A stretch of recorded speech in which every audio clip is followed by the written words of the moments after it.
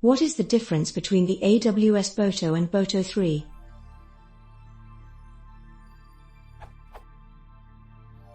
I'm new to AWS using Python and I'm trying to learn the Boto API. However, I noticed that there are two major versions/packages for Python.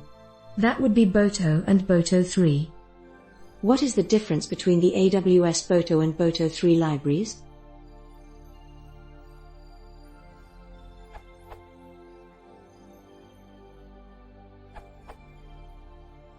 The boto package is the hand-coded Python library that has been around since 2006.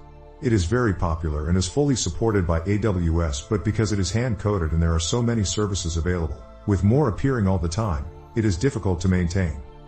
So, boto3 is a new version of the boto library based on boto core. All of the low-level interfaces to AWS are driven from JSON service descriptions that are generated automatically from the canonical descriptions of the services. So, the interfaces are always correct and always up to date. There is a resource layer on top of the client layer that provides a nicer, more Pythonic interface. The boto3 library is being actively developed by AWS and is the one I would recommend people use if they are starting new development.